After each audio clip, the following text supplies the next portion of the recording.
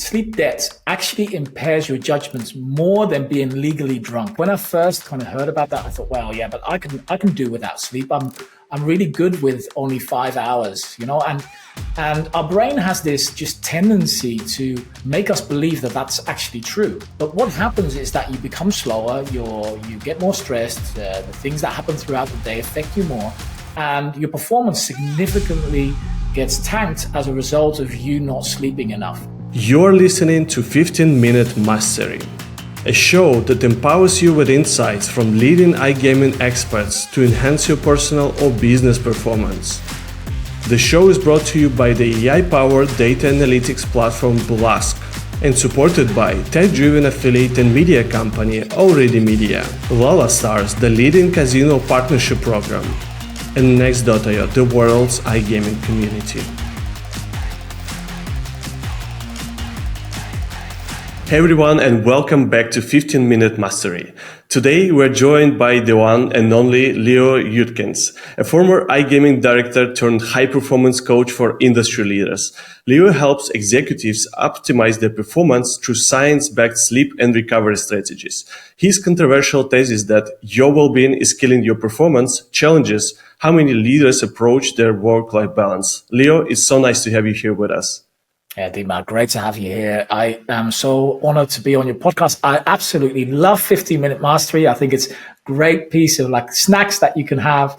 But like I said to you in Portugal as well, I'm super impressed with you and your business and the product that you've set out. And it's such a no-brainer. It sells itself. So I'm really honored to be here with you.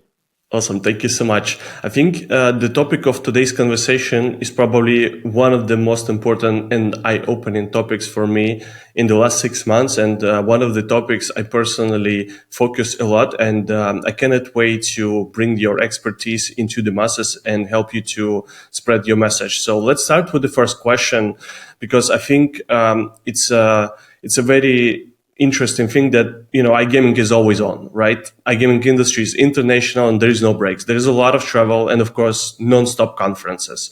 So naturally, the first thing to suffer is sleep. And what performance costs are iGaming leaders blind to, and how does it impact their decision making? Yeah, great question. So one of the things I always love talking about is that sleep debt actually impairs your judgments more than being legally drunk.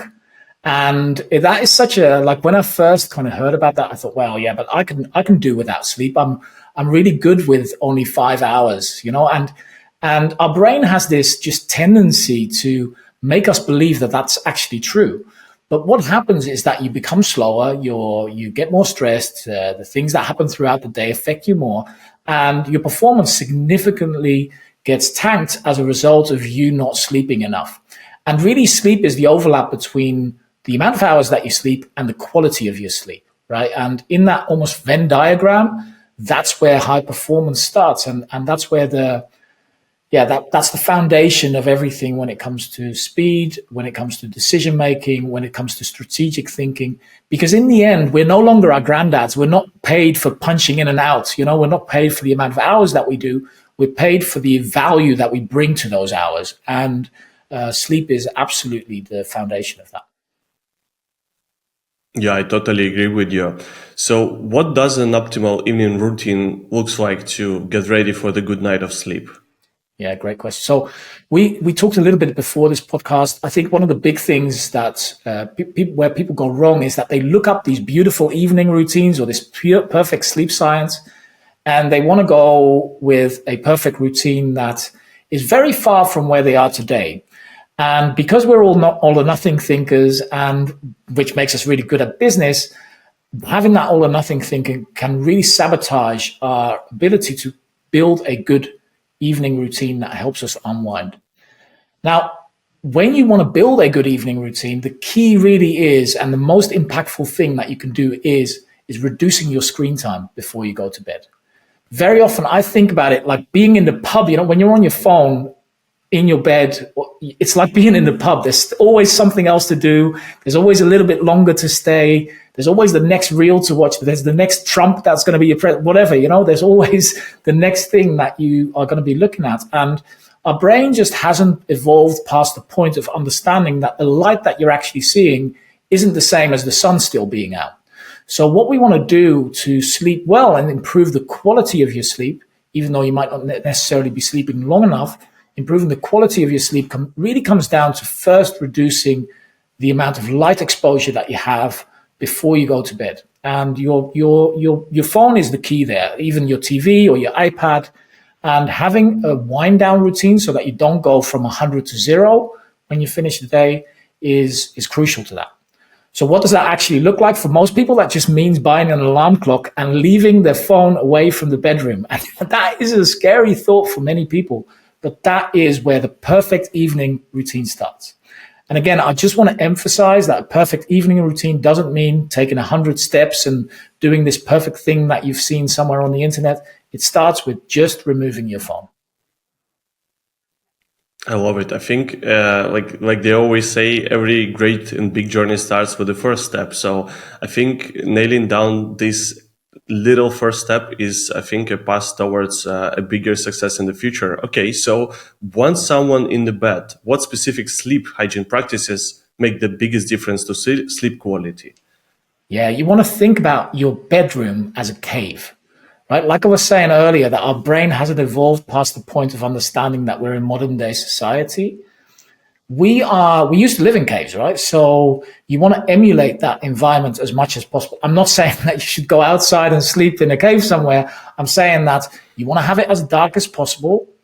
It's got to be cool. You want to make sure that it's not noisy. So the more things that you can do there, even a tidy bedroom can significantly improve the quality of your sleep hygiene. And so, number one, get an alarm clock, remove your phone out of your bedroom. Number two, try and get it cool. If you're in a warm climate like we are, get an air conditioning to make sure that it's maybe around 18 to 20 degrees or so. Then make sure that you have it as quiet as possible. So close your windows, perhaps use some white noise. And then making sure that you just don't get disturbed. There's no light sources, really important. So get blackout curtains, for example. Optimizing your sleep environment, make it as much as you can, like a cave, but make it comfortable. Awesome. I love it. Okay, so let's turn the page and let's talk about the ideal morning routine, especially for the peak performance. So what are the key elements that set up a leader for the best day? Yeah. So I was listening to your podcast about what you do in the morning, and you've got a great morning routine. You do the things really well, light exposure, water, making sure that you just kind of start your day proactively is kind of how I would overarchingly look at that, right? So what most of us do, the mistake most of us make is that we grab our phone or we grab our emails and we literally go straight into reactive mode. And that puts us on the back foot. And what we want to do instead is we want to get on the front foot. So we want to, I get up really early before the lights out, so I can't really do sun exposure. But what I do is I make sure that I hydrate after a long night of sleep, because you're going to be a little bit dehydrated. I make sure that I plan the day, that I think about the big things, the big rocks that I want to move today in my business. And I make sure that I don't look at my phone and my WhatsApps and my emails and all the stuff that I'm going to be reactive to. I make sure that I get on the front foot first. And that is the key to a really good morning routine, because it allows you to stack your wins early. And very often, one of the things I always love saying is that we give our most important work what's left of us instead of the best of us. So very often we do our most important work at the end of the day once we've done all of the reactive work. But what we want to do is we want to give our most important work the best of us, which is usually the start of the day. Wow, I absolutely love your advice here. And I've been a fan of this approach for a long time, and great to hear from such an expert as yourself that I'm doing things right. And one little thing I started doing recently is the time blocking principle, where in my calendar, there are 2 time blocks. So I treat my calendar very seriously. So I know that like from 7 to 8 a.m., this is something called morning routine. So there is no distractions. I cannot take my phone. It's purely morning routine. And then I have another one, which is called no meetings. So I use my creativity and my energy to embed this into something which is important rather than, jumping straight on the call. So I absolutely love what you just said. And it really makes a lot of sense. The thing there is that, like, time blocking, we could do a whole different episode of. I'm like massive on time blocking as well. It is so key. One of the big advices I would give to listeners is that, like Dima, and I'm the same, I have my deep work in the morning, time blocked, no meetings, make sure that I get my most important work done. That's not true for everybody. So I'm just going to say that I'm just going to want to make sure that everybody understands that's not true for everybody. Everybody's brain and everybody's cycle works differently. Your most energetic times might be early afternoon. If that's the case, then that's when you want to time block that. So don't just take something from a book or from a Google article that you've seen and apply that. Make sure you tailor it to your personal way that your biomechanics works. Yeah, I totally agree with you. I think the only path towards success is to experiment as much as possible with your schedule, with your routine, with your internal body time clock. So I totally with you here. Yeah. Okay, let's move towards the next one. So as I probably started this, iGaming is the hardcore international industry with a lot of travel, a lot of conferences. One probably element which is inside of the iGaming since a very long time and probably gonna stay is in alcohol, right? So alcohol is, overwhelmingly accessible at the conference, outside of the conference, after the conference. And the question is, how does this impact sleep and performance, most importantly? What difference one, maybe even two beers can make to your sleep and the next day's performance? Yeah, very good question. Controversial for some people, right? So a lot of people believe that they need alcohol to fall asleep properly. I'm a great example of that. When I was a director, I used to drink a bottle of wine every night just to unwind because my brain was so fried. What that creates, though, is an endless cycle of waking up tired and your brain ending up being fried again the next night, having to drink that bottle of wine again. And it doesn't end in a beautiful place. I actually was in a place where I literally thought I wasn't going to see my son grow up. And I didn't know how to get out of it. Now, that's not the same as answering your question about one or two beers, but one of the things that we have in our iGaming Leader Mastermind is like a lot of our users, a lot of our clients use Whoop bands, and they have a group together. And as a result, the first thing very often when they get that Whoop is that they realize the impact on their heart rate variability, and as a result, also their overall anxiety level. So the heart rate goes up just from having one or two beers, and then you kind of have this beer fear, right? And this beer fear, even after one or two beers, yes, it will definitely help you fall asleep faster in your perception, but the quality of your sleep significantly reduces. Now, I'm not a big fan of going teetotal, right, and cutting out alcohol completely. I'm a fan of what we call crowding in to crowd out. So in my case, my history with really big problems with alcohol as a result of managing pressure wasn't because of the alcohol itself. That was just the consequence of it. It was because I didn't have a tool belt of how to deal with stressors in work and how to actually unwind a bit. And so crowding in to crowd out is just the principle of using specific strategies that could be going for a walk, that could just be doing a little bit of breathing, that could just be taking a break now and again during the day just to unwind so that you don't feel brain fried at the end of the night. But crowding into, crowd out is the key principle here. I love it. I absolutely love it. I think I've never heard this principle, and it's great to hear that you've implemented this and you guys are using this method and helped some people with it already. By the way, fellow Whoop member here wearing Alea bracelet.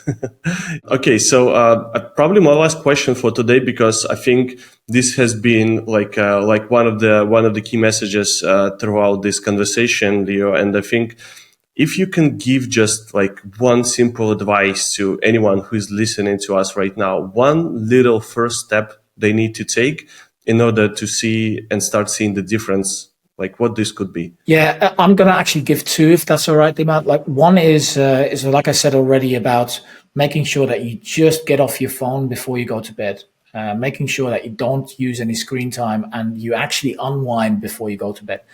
it will, even if you don't increase the amount of hours that you sleep in and you don't go to the advised 7 to 9 hours, improving the quality of your sleep is basically like changing the charger on your phone. You know, if you've got a really bad charger on your phone, you just want to replace that. And you do that by removing your phone and increasing the quality of your sleep. Massive change.